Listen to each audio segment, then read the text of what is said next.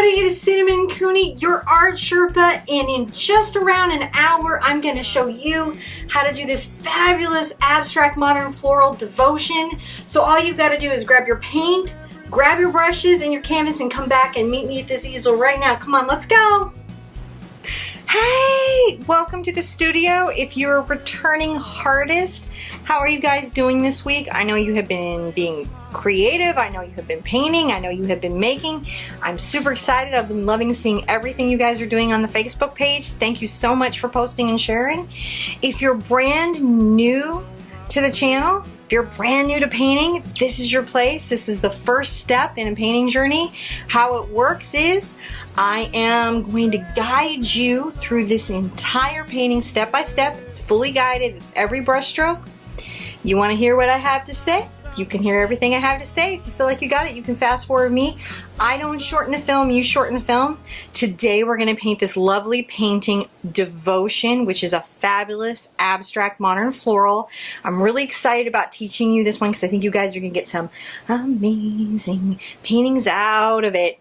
Materials list. What would you need to paint the painting? Well, I'm painting on a 16 by 20 pre-gesso canvas. It comes from one of those economy multi-packs that you buy at the craft stores.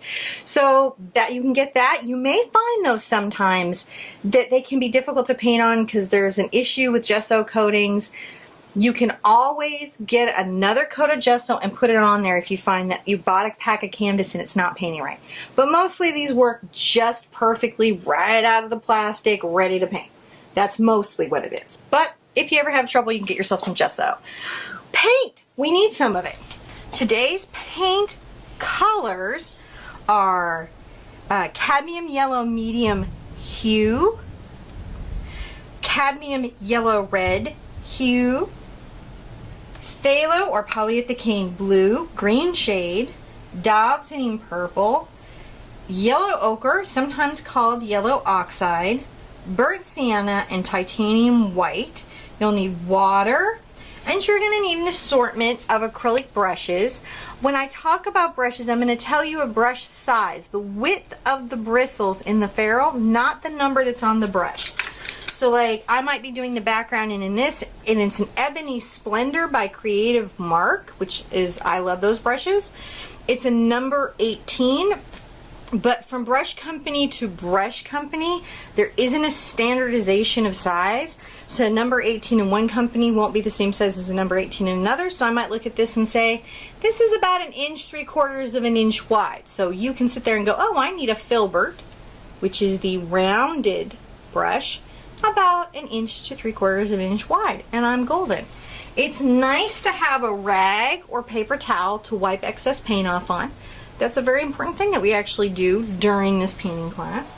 Alright, we're painting with acrylic paint. And today, I'm mostly painting with a Liquitex heavy body. But hey, you know what? If it's on sale, I get golden artist colors or I'll have Matisse Derivat. You know, what I really try to do is find professional acrylic paints that are within my budget. So just buy the best paint that your budget will allow from a big name brand company, because off-brand companies sometimes give us really crazy, strange paint. The other thing I always like to have is my delicious beverage. Do you love my little owl cup today? And then the fabulous new addition to the studio is the mini-me. Do you love her? I love her. She's so pretty. Alright, let's just get started. First things first, chalk, pencil, just some way to mark the canvas. I like chalk because it interacts well with the paint. New tip that I've run into for some of the other YouTube content creators, a lot of them are using watercolor pencils, and I think that's a very good idea. My mom's been doing that and she's been liking it. But I've got this nice blue chalk today. Your kids' chalk, by the way, their sidewalk chalk will work just fine on this. And I need to make a circle here in the lower left of my canvas, and this little circle, which I kind of pre-sketched in, is about 9.5 inches wide to 9.5 inches tall. So actually I got in a pretty good circle. Okay, it is over just past, if it's 9.5, it's just a little bit past the halfway mark of this canvas. Okay, because 8 inches on a 16 by 20 would be the half-inch mark. So what I want to do is I want to make a little mark over here at about 9.5 inches wide. and a little mark up top at about 9.5 inches wide. Now here's a little trick. You could put a, if circles, it's just like, I just don't really draw circles. I get these weird other egg-like shapes, like I cracked the egg and poured it out and it just doesn't work for me. Guess what? Take a plate, your paper plate, a dish plate, a pot lid, anything that's round, place it on the canvas and it will help you guide through. Now on this, if you'll notice right here, I've sketched off here and I've sketched off here. This is a very important thing for the artists that are coming back, and even if you're really new, here's a very important thing. This is called being over in the thirds. A lot of times in design we'll look for focal points in the thirds, and you divide a canvas up into thirds and you create focal points in those spots to create drama. Another thing that creates drama is going off the picture plane. Sometimes when we want to do a floral for ourselves, the inclination is to put the vase right in the center, right here, and center everything, which makes for a very calm and almost stagnant painting sometimes. Now, if it's used correctly, it can be very powerful, but if you want that fabulous floral drama, you got to have a little bit of your flower pot coming off. The other little line that I'm going to just sketch in is halfway on my, if this is the halfway point for my circle, I'm going to make like a little smile. This is how I'm going to create my ellipse for my perspective on the water. And I'm going to pop up here a mirror of that. Okay, now your brain can give you some grief here if you're new to art, because your left brain and your right brain will get into a little bit of a fight. They battle sometimes. It happens. So what you're looking for is a smile and a frown. Make your lips, okay? Once that's in, I know where this is going to be. Guess what I get to do? I get to get my filbert number 20. I guess this one is, and it is 1 inch wide, right? Creative mark. I'm going to get my brush wet, and I'm going to get, this is going to be crazy, a scotch, a smidge of Dioxazine purple, and I'm going to bring it over to my yellow ochre. These colors are contrast, which means they're in opposite directions from each other on the color wheel. And when you mix them together in small amounts, you gray out the vibrancy of the color and create these beautiful custom colors. Now I'm going to come over to the white, and I'm going to get some white because I'm trying to make this nice background here. And I'm going to paint in my whole canvas with this nice, soft, neutral color.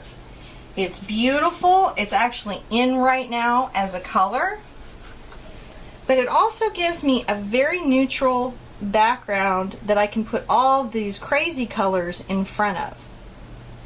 Now, one of the things that I know as a painter is I don't have to make Home Depot colors. Not required. I can have some different tones and shades in this. So you can too, and I want you to just be relaxed about that. That's an area where a new painter might get really stressed out. And if you're new, your big job right now, you guys who've been here for a while know what it is, your big job is just to cover the white of the canvas. And believe it or not, if you're really new, that can be very stressful. Don't think you're alone if you're having trouble with that. Okay, I'm getting some white and I'm mixing this in. I'm going to come right up here, okay? Or maybe I'm going to come really right here. So if I don't have enough paint on my brush, right, when I'm painting, a lot of the white will show through. But when I have enough water and enough paint, all of the white disappears. And that's just what we want. Another thing that can give you grief in covering the canvas is, again, I mentioned those coatings. If for some reason there was an issue with that package of canvases coating and you find like you are just working to death to cover the canvas, that package of canvases that you purchased may need a coat of gesso before painting. It never hurts anything. It should not be necessary. These are supposed to be pre-gessoed. That should be something that you're only having to worry about in a much finer art practice. But you know, it is what it is right now, so we just adapt to the circumstances that we're in. So I've got a slightly lighter tone here. I'm going to come right around this right here. Right? Come right around.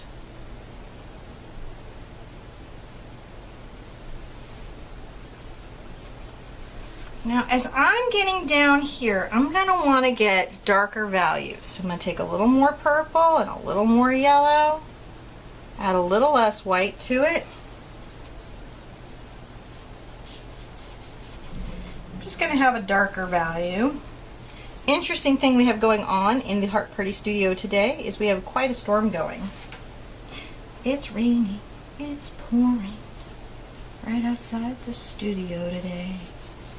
I don't mind. I have a plan for if the power goes out, but let's all intend the power doesn't go out.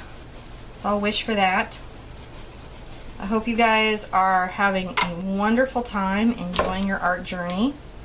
I hope that if you're coming to art for healing, that you're getting the healing you need out of that art. If you were thinking, like if you're new here and you're thinking, gosh, I'm wondering if art will make me feel better. It does. It absolutely helps you feel better. Cannot change the circumstances that are going on in your lives, but it can help you get a set of tools to deal with them. And I'm going to get maybe a little more purple, a little more gold down here, and we'll work that in a little more. Now, see that right there? Just working sort of a random thing. Sometimes when you're new, what you want to do is like very consistent patterns, but because your brain is set up to recognize patterns, that's all it'll see, and that will mess up your painting. So you're going to want to learn to break up your patterns. I might even grab a little of this burnt sienna right now and take it over to my purple. It's sort of fun while this is all sort of wet. Notice I didn't even rinse out my brush. You'll see artists do that a lot. It's because we already have some color that we know we're going to need on the brush. And that works out really well for us. Now I'm going to paint in a little color up top. Okay, and I want it to be slightly different, but yet the same to the background. So I'm going to make it quite light. And I'm not going to take out my blue line entirely, okay? I'm going to leave some of it in, just so I know where this is. I'm just, because I know I'm going to come back with a lot of blue, but I want some color right here from the background. Alright, just kind of find that out. Woohoo, having fun.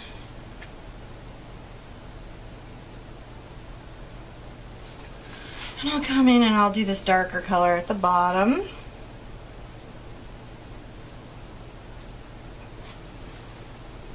Working that out. Just working out the shapes. Keeping that shape though. I don't want to lose my sketch. I don't want to lose my sketch. I'm going to get some just yellow. I'm just working this in here, okay? Going in an upward stroke right now. Coming along the line of my water where my reflection is going to be. So I got asked a question recently, which I did answer on the Facebook page. I try to put up little videos on occasion on the Facebook page to answer questions. Plus I really try to answer your questions or comment on your posts when you share artwork. I always try to do that. About painting like a master. Should we sketch it in and then paint in all the little details as we see them? Should we put in an acrylic color ground, which is a field of color, and then paint over that? Or should we do what I'm doing right now, which is basically an underpainting? It's sort of blocking in the shape and feeling of a painting with paint and then painting up layers on top of that. And here's my answer. All of these techniques that I talked about were actually developed by master painters through the ages to address the challenges they had with their media and their light and their circumstances. So every one of these fabulous techniques that we like to use so much here in the studio is actually based in some fabulous brave artist who actually trucked out with their easel on their back and made paint by hand and made brushes by hand and dealt with these issues way before us. So when you're in a museum, I want you to imagine being that painter and making that paint. or having 20 minutes of light, because you don't have a camera. You have 20 minutes of light, and every day is different than every other day, trying to capture a moment. So many of these techniques we have are based in those fabulous, I'm gonna make sure I paint my corner here. All right, keeping my shape. Make sure I keep my shapes. All right. Now I've got a whole different color right here. And that's just, you want to make sure you've got a whole different color to paint the surface where my surface reflection is in. It's a little more purple and white. And hey, if you've got to be like really, really purple and white, that's okay. Whatever it takes for you to get these little fields of paint. We're just covering canvas at this stage. Much like somebody who would be in an old studio, practically starving to death, hoping for patrons, would have been doing. Kind of interesting when you think about the experience artists had. And I'm going to take this little purple, I'm going to kind of sketch in this little halo so I know where it is. It's fun to do. You can put on music if you need to in your studio, whatever you need to be enjoying your studio. So I've got that all sketched in, right? And I don't want to lose my shapes. But now you can kind of see that all those things, all those little basic shapes are sketched in. Put my brush in the water. And the next thing we like to do is, because I don't want to wait for things to dry, is the hair dryer. And you don't want to wait for things to dry. It's absolutely acceptable to use the hair dryer. Make sure you keep it about 6 inches back and move it around the canvas. And it should only take a few minutes, and you'll know that your paint is dry when it stops being shiny and starts looking kind of flat. A nice little square. Ah, here we go. So I have a little 1/2 inch bright, might be, I think it's a 1/2 inch, might be under a 1/2 inch. This is a Pro Stroke by Creative Mark. I just like the Creative Mark brushes because for the quality of the paint, they're very economically priced. They run a lot of sales on Jerry's Artarama, and you can get these brushes a lot of places. But basically, it's just a brush for acrylic painting. Most of my bristles are synthetic, except when I want like kind of a stiffer bristle, or if I'm gonna blow out a brush for one of those creative techniques that I have. Next thing we're going to do, we're going to get our brush wet. We're going to come over to our blue. We're going to pull out a little blue. Notice how when I pull it out, I come from these little edges. I pull it out. And I'm going to get a little yellow. I'm going to come in here and I'm going to make kind of a bluish green. I'm going to tint that blue, but make a bluish green. I might grab a scotch of white just to bring out that turquoise. And I'm going to sketch in my glass. I'm not going to sketch in the very top, but if you did, don't worry about it. Right? I'm going to leave that sort of open. I don't need to know about that. And I'll be coming in and defining this up as I go. Get a little water, get a little more paint. So much your painting is about knowing when to get water and a little bit more paint. So much of painting is about that. And come down here. Make sure I catch my corner. And I'm going to really define the top of my water ellipse. Okay? Often abstract paintings seem really simple when actually they're quite complex and there's a lot going on. Sometimes you have to be quite good to simplify something. Right? Like in here, I create paintings, I design paintings for you, and how I do that is I go like, what's trending? What are you guys really excited about right now? What colors are exciting to you right now? What's happening in art that's exciting to you right now? And then I work very hard to create very original pieces. I don't take other artists' artwork. I create original pieces. I may be absolutely on trend for a style of painting or a way that we're talking about art, but I won't ever just copy somebody else's art.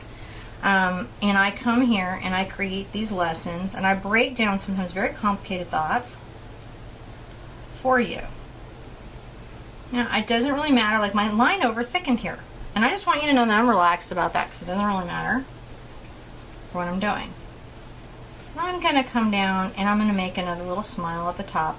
Much of that's going to be painted out, which is why I was like, just don't worry if like somehow you lost your top. Don't worry about it. So that's how I do that. And this is not how I paint for myself when I'm painting. I have a lot of art skills and I do a lot of different things with my painting. But when I'm painting with you guys, I'm trying to teach you to paint like you. Right? I'm trying to give you a bunch of different art skills so you can paint like you.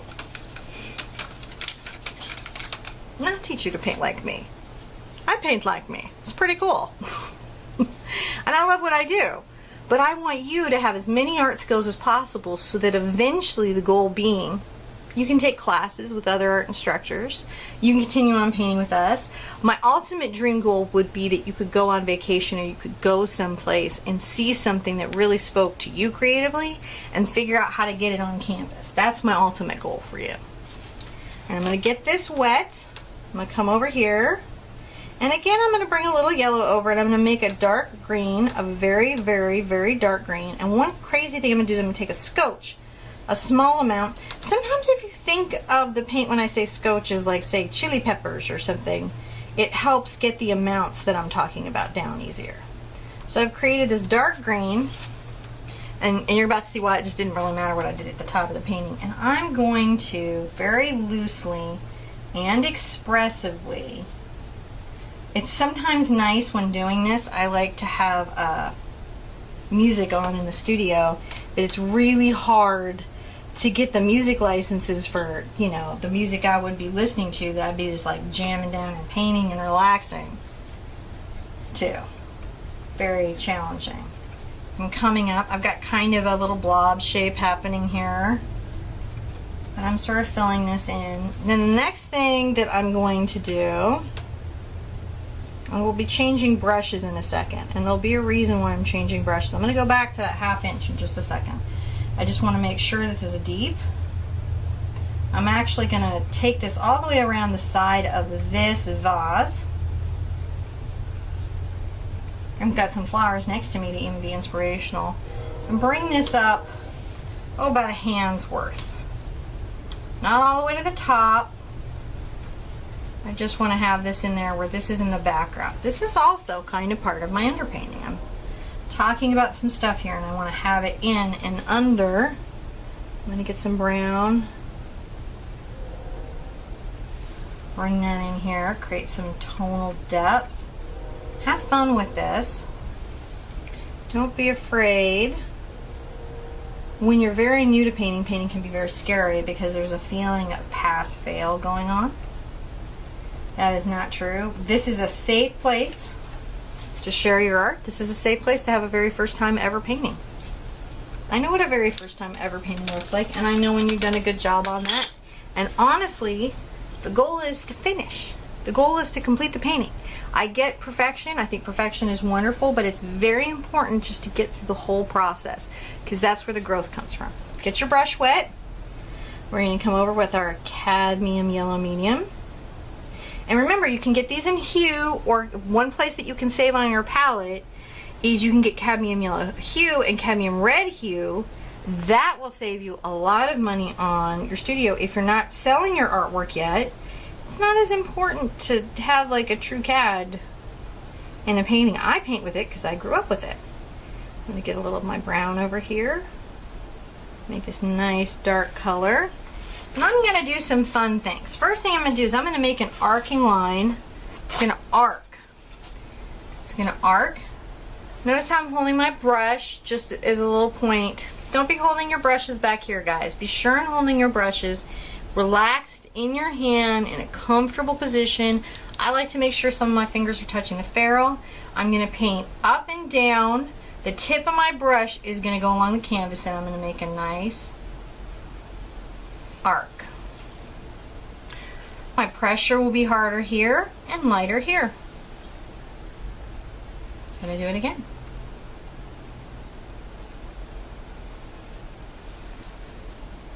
Isn't this fun? There we go. I might come and get some brown. I'm going to make another little line here. This one's going to be light and sort of skip along. Just making some lines. I'm just looking for some spaces. This is my floral arrangement. I can go to the flower shop. Look, I made a very interesting line. I went up, I dipped down, and I went over. because in nature things tend to not be perfect. They tend to sort of have their own little flow and jam, and so I want to make sure that I have that there. Another one that I'm going to do, and this is a fun one, is I'm going to come down right across my vase. Come down, down, down, down. And I've also noticed that I almost did a light S. These little curves, they're wonderful things to try for. It's not where the painting is made or broken at, but when you paint it for a long time, you'll start to naturally flow into them. And it's a goal. It's just something to grow into and have a goal about. Now I'm going to make some little leaves, and I'm going to press hard and lighten up to decide where my shape is. And I'm going to make a shape that's like very long. It's going to be wider at the base and narrow at the tip. And I'm going to come along and I'm going to make a few of these shapes. I'm going to make them on both sides. This is a very interesting little leaf plant. Another thing that I'm very comfortable doing that you might not be very comfortable doing yet as a new artist is notice I haven't attached the leaves to the stem. Whatever is that about? Oh, that's about something really exciting and fun. Yes, so there's a thing in art we like to call it implied lines. It's the implications of art. So we paint what we see, but we also paint a moment in time. We paint what we feel. And I have a feeling about this particular little branch and how it was to me maybe in the light. And by not connecting the leaves, your brain does the finishing work for you. And it allows you to access, it allows the viewer to access all kinds of important things in the painting. And an artist might use that tool to tell some really fabulous stories. So that's something to experiment with. Are you comfortable not connecting the leaves yet? Are you comfortable? I did a nice little curve here. And again, a lot of this is I'm pressing hard and then I'm lightening up. And I'm working out my shape.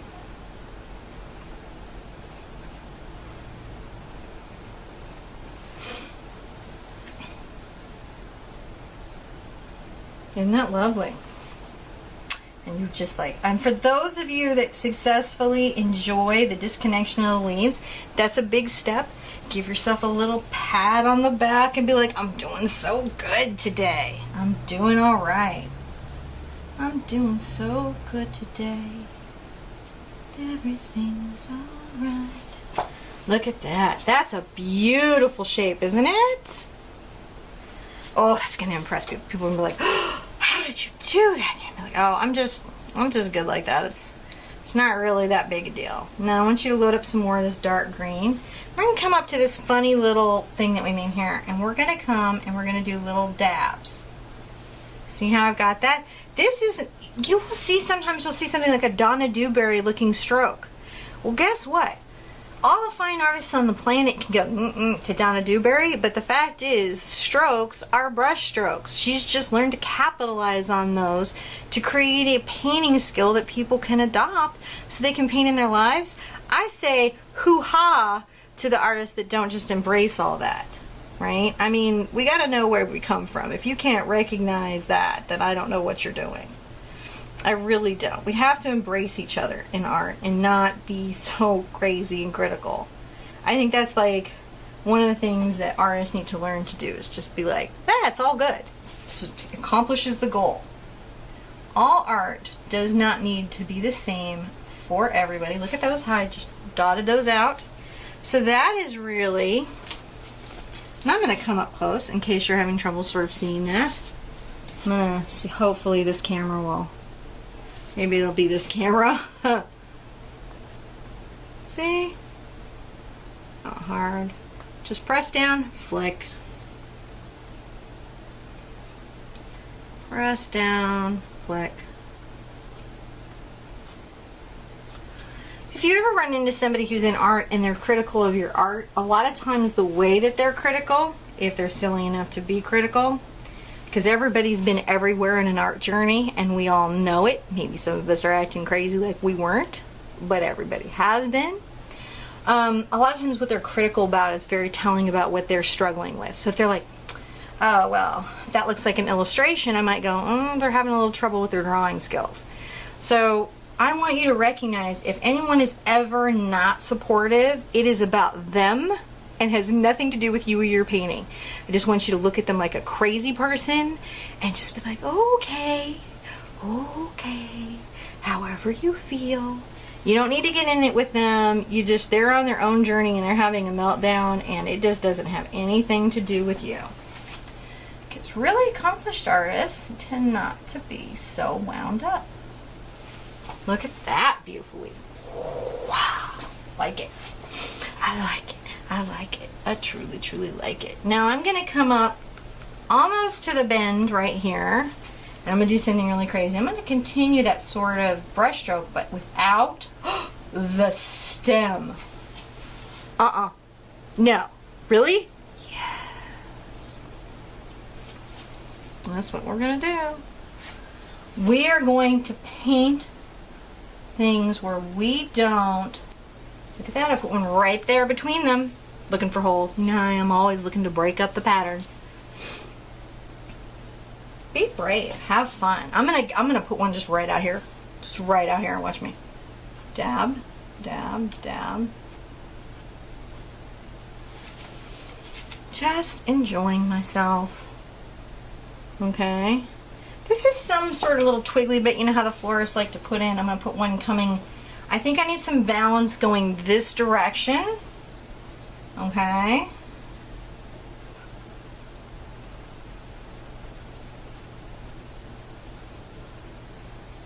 So I'm going to put one of these here. Now we talked about sometimes it's exciting if they go off the canvas, so I'm going to take one off the canvas and I'm going to put another right here for balance. So I put those in and I'm pretty happy about that. Now I'm going to come in with this dark green. The other place I need this dark green is the stems coming down. This would be a place you might get really kind of concerned or wrapped up when you're looking at your floral arrangement. But actually I'm just looking at a shape and a feeling. So I'm going to come from the center and I'm not going to probably do a straight vertical, because whenever I do a very perpendicular, horizontal, or strongly, perfectly diagonal line, I create a visual weight. And I don't ever want to put visual weight where I don't mean to have visual weight. So I'm going to avoid a straight up and down vertical, but I might come off vertical just a touch. See that? Now I'll put my blue line back in a second. I'm going to paint my blue line back in a second. I just want to get these in. Okay. Alright, just get these in. We'll come over here.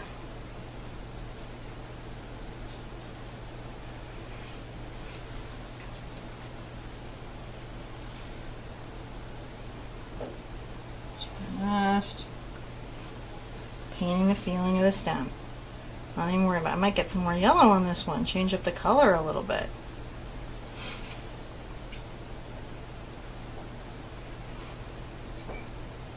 Yeah, one right next to it.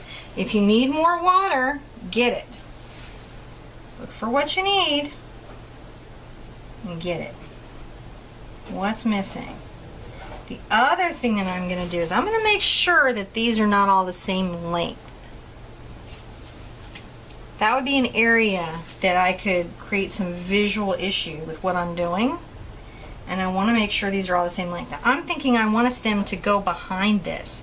So I'm going to have to do something kind of careful here. I'm going to come here, I'm going to stop at my leaf, and then I'm going to continue the line on. Now as I paint this, alright, here let's get some purple. You went, wait, what, purple? All of a sudden, yeah, let's get some purple in here, because we're trying to get some stem value.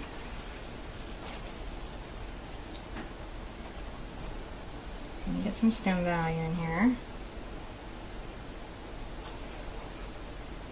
Come along right next to it. Almost next to it enough where I thicken that line visually, but then I open it up with another stem. And notice how I'm breaking up these shapes. Look how important is this stem space? Very important, guys. Short one now. I'm going to come back in and grab some yellow.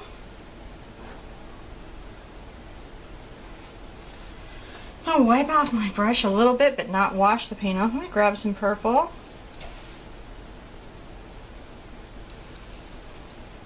No, it seems whack, but that's what I'm doing. That's also a very short stem. Now, if you need to add a second coat of paint, sometimes like the tooth of the canvas will fight you. You know, I recognize there are things that will fight us. Just work around it.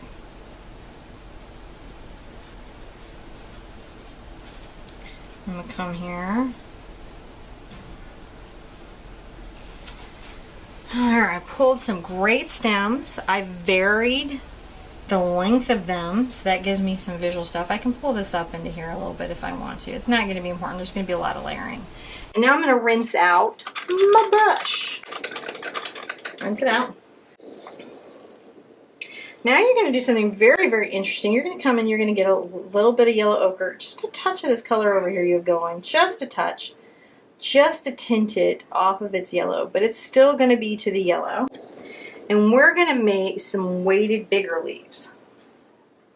So those are like long football shapes. Let's make some of those. These are a lot of fun. Let's make some long football shapes. Now you're going to notice that that line, that dark green line, is showing through my yellow ochre. Now I'm painting professional paints. Alright? This is, I think this one is Liquitex. So I'm going to have to really come with my paint. Alright? What is happening here is there's not enough pigment in my brush right now to cover that paint underneath. If you were painting a student paint or an off-brand paint, you might find it nearly impossible to get the yellow to cover over that dark green. Now, I'm not expecting you to drop everything and go out and drop hundreds of dollars on paint. So if that's what's happening to you, a trick you can do is add a little of your white paint, which often has a bigger pigment load, to your yellow to help it out. And that might make it where you only have to do 2 coats to get that effect, okay? Don't panic. If it looks like I'm painting something and it just isn't working the same for you, I just don't want you to panic. I'm going to come make another one of these right here.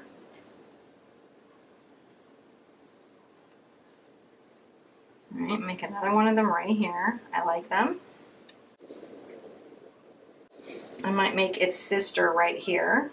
Break up this pattern. You're like, but you put that blue line in, aren't you stressed? No, I'm never stressed. Well, I mean, I am stressed. I have 3 kids, so clearly I'm stressed periodically.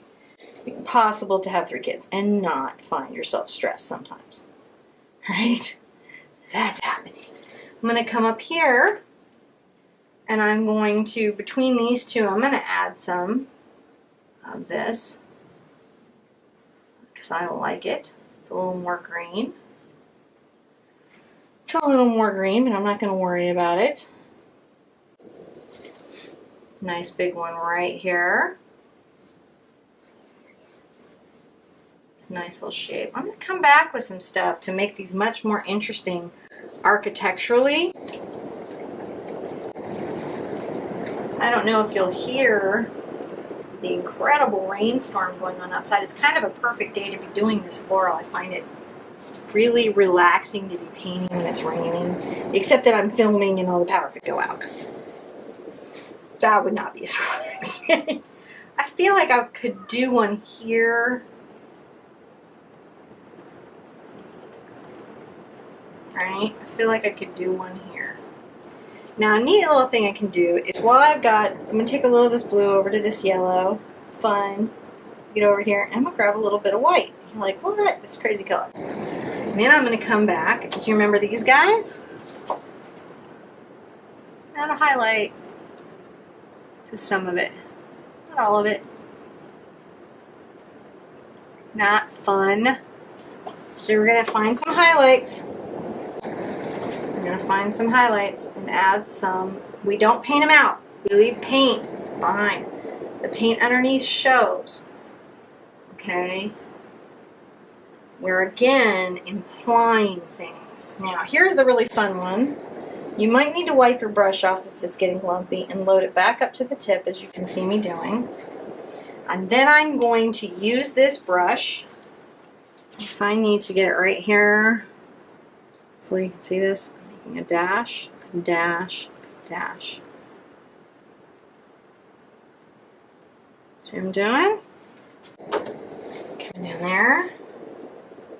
Get more yellow if you need it, if you want to break up that color in that shape. Look, I'm getting some white and some yellow. This is where abstract painting seems simple, but it's a thing. Come this side, making those dashes that you saw, and then come right the other side, making this sort of V pattern. And come back up here and get some of that color. See, that's a lot about abstract painting, is just being expressive and free-spirited with the color without creating a muddy mess. Let me tell you, that's the challenge. That's the challenge. How to be free with the color, tell a clear story that people can feel, resonate, and relate to, and not make a muddy, muddy mess.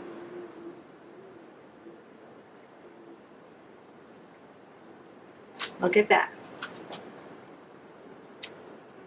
Loving it. Okay. I'm going to rinse off my brush for a second. I'm going to come back, and over here to the right hand side, I'm going to pull out a little more blue. I'm going to get my yellow again. Get that sort of turquoise, deep turquoise to the blue. Alright. And I'm going to come back in and very carefully paint back in my front reflection line.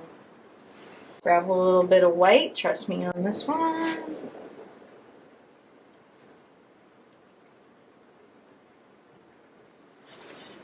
Wipe off your brush, get your deep, just work it right here.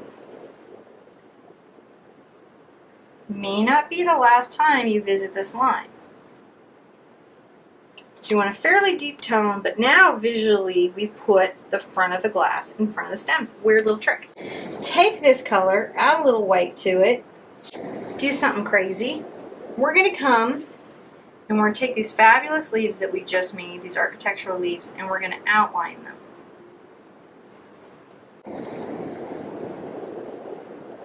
You're like, what? Yeah. Going to outline them. I'm going to outline this one. Then I'm going to draw a line up the center, almost the way a child might draw a leaf, and off one side, right, on the flat, pull, pull, pull, pull, pull, pull, pull, pull, pull, pull. Seems so simple, but that's where these paintings come together. Now when you see these style of paintings on Pinterest, you'll be like, oh, no, my child could not paint that unless they were fully guided by the Art Sherpa. And there's some real artistry there. There's some real design that I need to think about when I'm doing these. Right down the center. I think what alienates people from modern art is the attitude sometimes that the modern art world has of, well, if you were just more educated and you knew better, you would understand it. Here's a little trick. Art shouldn't require you to have an incredible education to relate to it on some level. It's supposed to be a universal language. It's why we took it up as a species in the first place. If I have to have somebody stand there and explain to me for 2 hours orally why this is art, I'm kind of not into it. I really like a piece that if I'm a stranger to it, I'm a stranger to the origin of its creation. Even if it's out there, I at least have to interact with it and consider it. Like even Coons, who is certainly out there in the modern art world, if you're going to see a giant metallic balloon looking dog just out in the middle of the field, you're going to stop and consider it. You don't need somebody to explain to you what it is.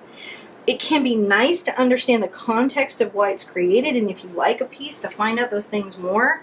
But if somebody's got to get up in your face to defend it, it's here's my test, my litmus test for art. Put it in the alleyway. If somebody saves it before the trash man shows up, probably was art. Obviously, there are exceptions to that.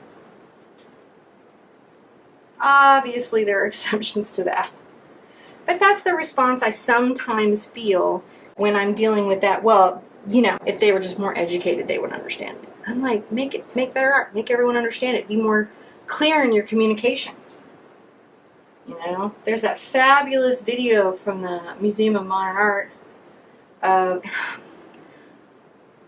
I'll put the name here because I can't remember it off the top of my head, but this lady and her boyfriend were performance artists, and they broke up by walking the Great Wall of China like years ago, and then she was doing this installation where she was sitting and staring at people. But there's this bit when he comes in and they haven't seen each other in 20 years, and you see this bit of video. See, that doesn't need anyone with a PhD to explain it to you why it's awesome. It just is awesome. It's awesome. It's just awesome. It's awesome for everybody. Everybody universally gets that.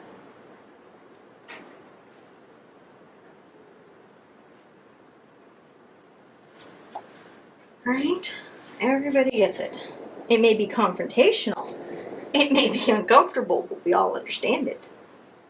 Right? I know sometimes art has to be confrontational. Sometimes it has to be uncomfortable. See, I'm just going through all my leaves and doing this.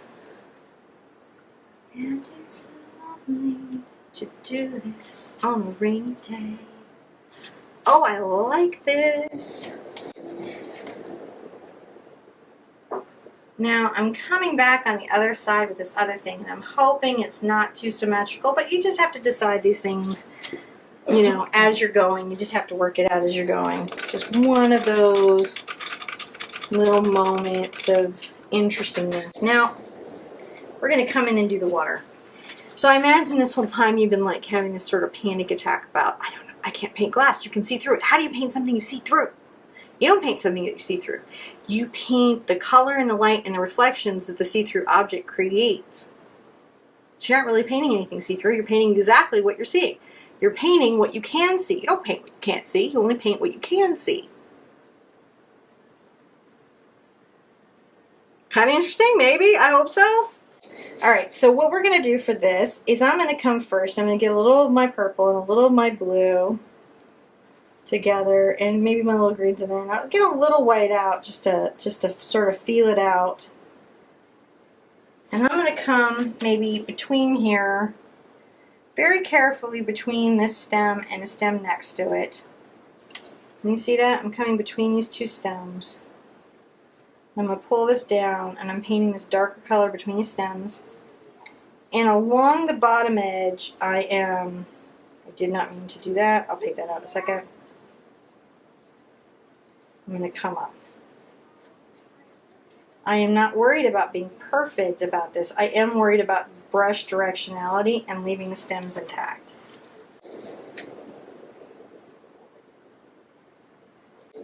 Okay. And we are coming between these stems.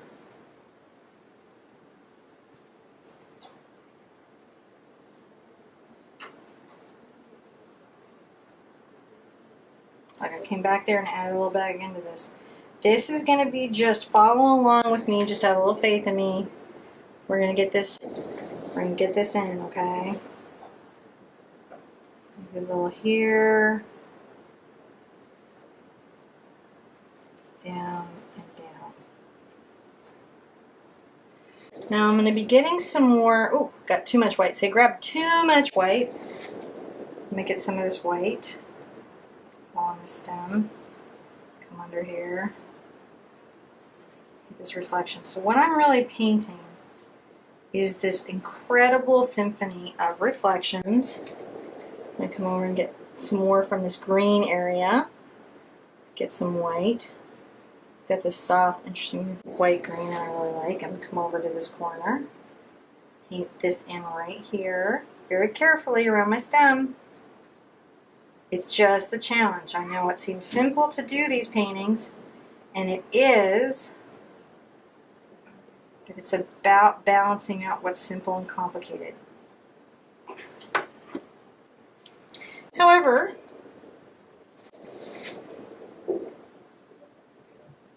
as you're working it out, as you're thinking. And you might come back and repaint in your stems a little bit, okay? And we are going to add some color to them.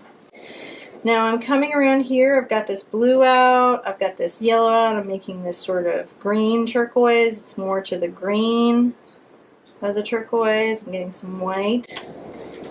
And I'm coming right here.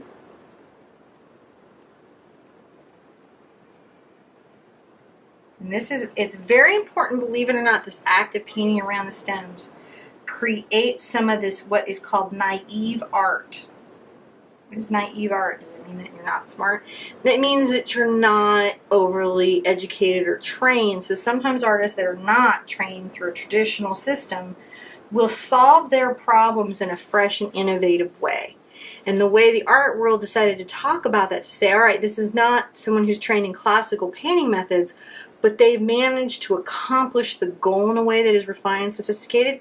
So they refer to that sometimes as naive art. Now, if you add to that outsider art, these are often artists that are outside of traditional societal norms, that are expressing in a naive process their life experience. See, it's just a language so that we can all go to the museum together and talk about what the heck we're seeing and why it's awesome. That's what art language is supposed to be for. It's supposed to help us be able to talk about why something is awesome. It is never ever supposed to make somebody who's in a creative process feel bad about what they're doing. Ever. That is not what any art language is actually for. And when it's used that way, it annoys me so much. Okay, I'm coming and getting a little more blue. A little more white. And we're just painting this here. I might bring that blue over here. Now I might wipe my brush and get a little bit back. Oh my goodness. I have these sugar ants, and for some reason they love my palette. They just love it, love it, love it. Alright, get some yellow here. I see a little reflection right there. I'm going to add some right there. Maybe there's a little of that there. Come and get just the white. Be real brave with this and get some just white. Okay, see how I'm doing that right there? I'm adding just a little bit of this white right here. Okay, and we're telling now the story of this glass bowl. Not by trying to paint a hyperrealism version of this glass bowl, but by to tell the reflections and the light story of the bowl. Now I'm going to wipe my brush off because I want very light color for the top. I'm going to come over here, paint in very carefully over here at this point. Maybe I'll grab a little bit of yellow because I'm just being kind of crazy over here. And you know, we're going to make some colors up top that you may find that you want. Look, I went and grabbed some ochre and back into the white. You may want. I'm going to put some right there. I'm going to put a little bit right there. I'm going to wipe off my brush where I got that color. I'm going to get back into my blue and white. Because the primary part of this vase here is blue and white. Sometimes my brush strokes will be horizontal and sometimes they will be vertical. And I do that where it serves me in my story. Put a little more blue because I need a little more blue in the tone. But above the line will be much lighter. And remember, you can go back in and paint your stems in it. We're going to come back in and refine our stems with some crazy colors, which again makes this a really special painting. Okay, that's what we're doing. Get some white there. Come along this edge.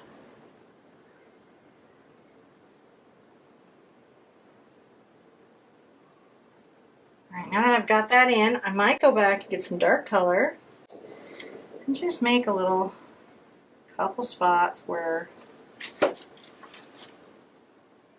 and the trip is you're just like, oh my gosh, I had no idea. I was just thinking all the wrong things about painting glass. I had no idea. None at all. And now you know. And now you know. I'm coming here very light, and here I'm going to be very dry brushy with my color because a lot of the background will shine through the glass and impact what you see in front of it. So I'm painting around objects very carefully. Painting around objects very carefully. I'm enjoying this process. It's a really nice piece to get to do today. Yeah. You can go buy these when you're done by the Facebook page. Oh, I always forget to say. Hopefully you've hung in with me this long and you've clicked, commented, liked, and subscribed. That's always nice to do. Please click, comment, like, and subscribe. It helps me out. Sharing with your friends helps me out. It does. Yes, you can sell your paintings to your family members or locally. It's fine. Don't mind. It's okay. I'm proud of you, actually, when you guys sell stuff. It's pretty cool. Alright, see that? How is it that easy? Yet, it is. Okay? And we might come back and we might be like, hey, you know what? I want a little purple and white reflection in here somewhere. Let's put one here between these two stems and maybe some here and a little bit here.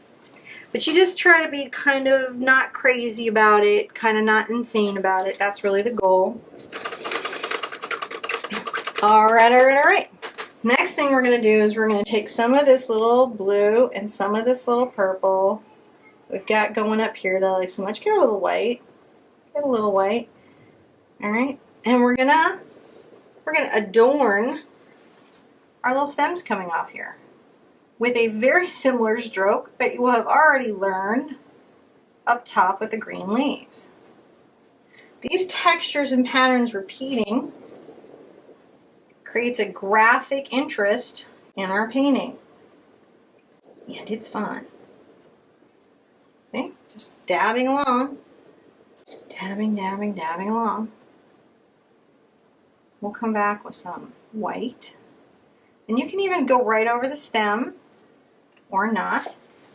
As you can see, I have done. Up close and really see that. Fun stuff. It's a fun one to do. It is a fun one to do. This is a very good gift painting. This is a really good decorate your house painting. If you're brave, do this one 16 by 20 and then go buy a big gallery wrap canvas like 4860 and do it. And your friends will be like, what? Alright, now I'm going to get some just blue and white. Okay? And I'm very loosely, I want you to see this, I'm very loosely making some on the flat strokes coming up here.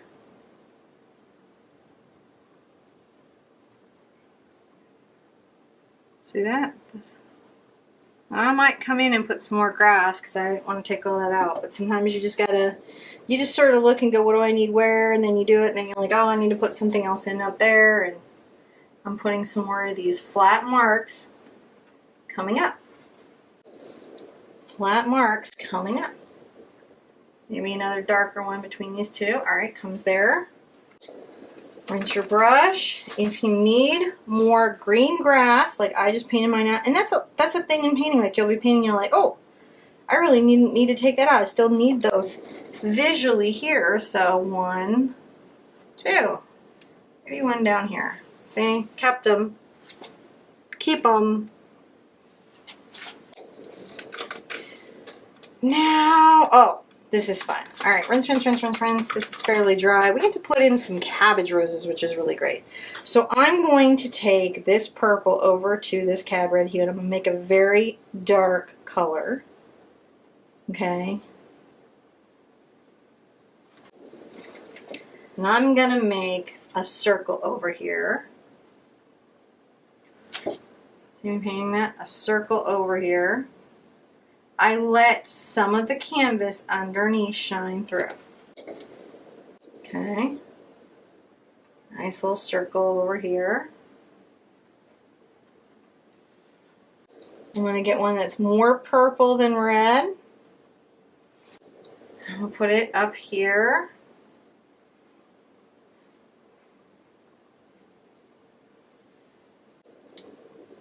More red than purple down here, maybe facing downward. And I'm just making an ellipse and building around it. I am not painting a rose the way you might normally think, or maybe these are peonies, these could be ranunculus. I'm just not painting the flower the way you might normally think of painting that flower, right? Just doing it differently. And while it's still wet, I'm going to get some white and some yellow and some red, and I'm not going to mix them particularly well. And I'm going to come on this right side, and I'm going to very carefully streak some color just this right side, even here on the right side. I'm not blending it. I'm letting it be streaking crazy.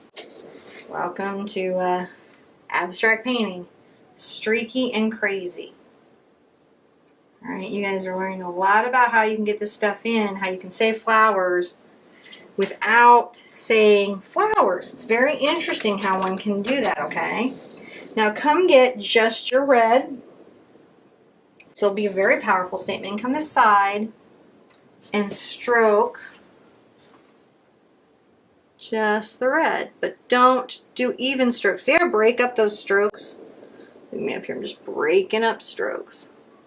Like it's no big deal. Like it's no big deal. Alright, so I've done that. Alright, come get some just white. Just white, and come on this side of this one. Oh, that's nice. I like those. So sometimes I like stuff that's a little clumpier, so I'm going to create a clump. So I'm going to come here and get a little red. I'm going to get a little yellow. Red, little yellow. And I'm going to make a little shape that fills out this space here and some of this space. And some of this space. We're going to start out, and I'm going to, in that dashing brush stroke, say, hey guys, there's this interesting sort of pop of flower coming out. And I'm going to let it be more of a cone shape. It's going to come out here. I'm going to get some more of this color. Okay. I'm going to come up through here.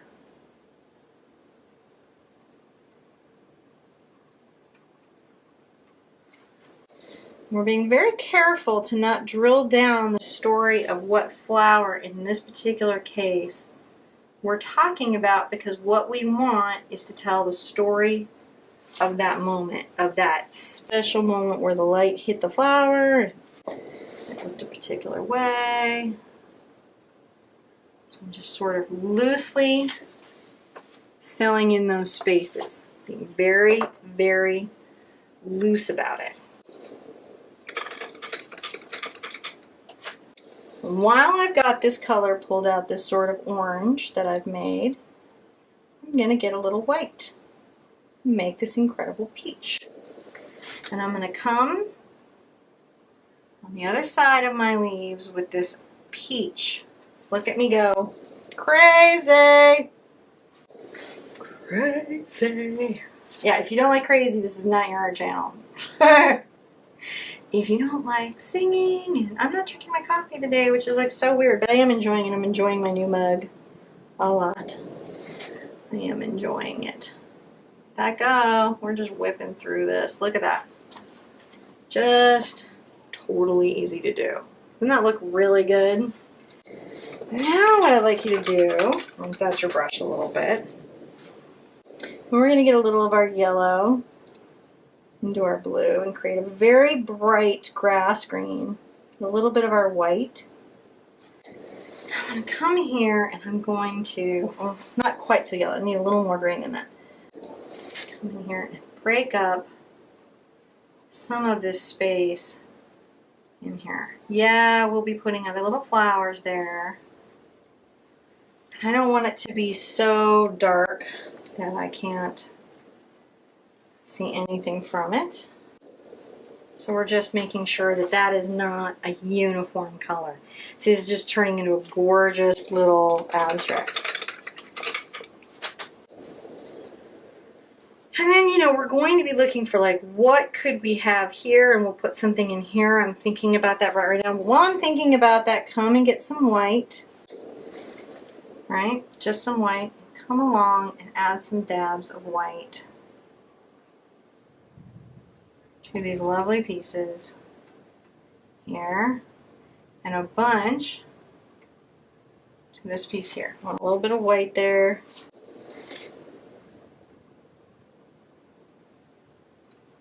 Breaks up that.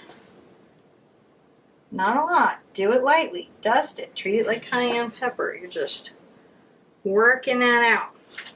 Now I've got my white. I'm going to come get some just yellow. My white. Just on the right side of these rows, I'm going to add another little dusting of this.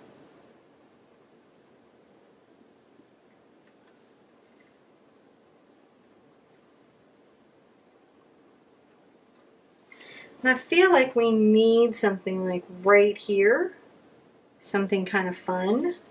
So I'm going to get my purple. I'm going to put something right there. It's going to be purple. It's going to be just deep purple.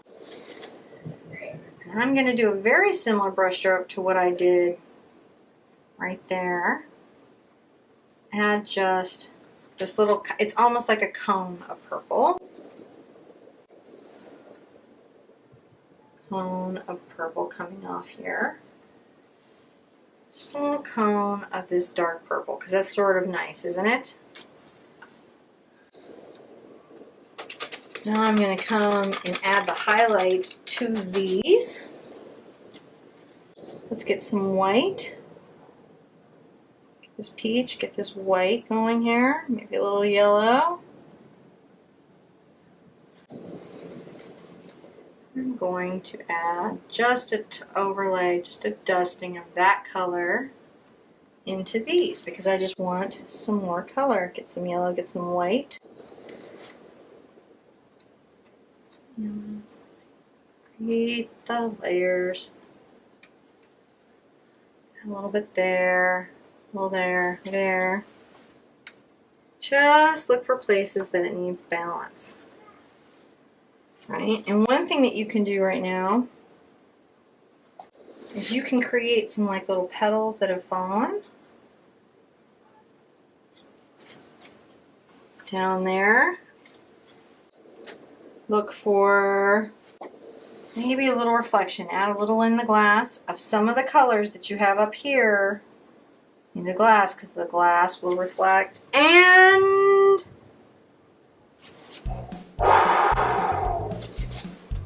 it's done. Oh my goodness. This was just too much fun. This is devotion. This is dedicated to you guys. Come by the Facebook page. This painting was voted on. I try to do designs. Now, yes, sometimes I like hijack you guys. And we do some weird geeky thing in Dorkington that I just have to do because emotionally I just have to do it. But mostly designs go up there. You guys tell me yes, you guys tell me no. If it gets enough likes, it becomes a tutorial.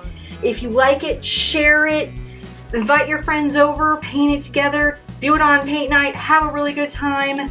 This week, look for beauty just everywhere you are. No matter, I don't care if you're outside of Walmart. Look for plantings. Look for spring. Look for spring. Get inspiration. Start thinking about doing florals. Isn't this exciting? All right. I'm going to see you at the easel really soon. You guys have a really beautiful week. I love you. Bye-bye. Bye-bye.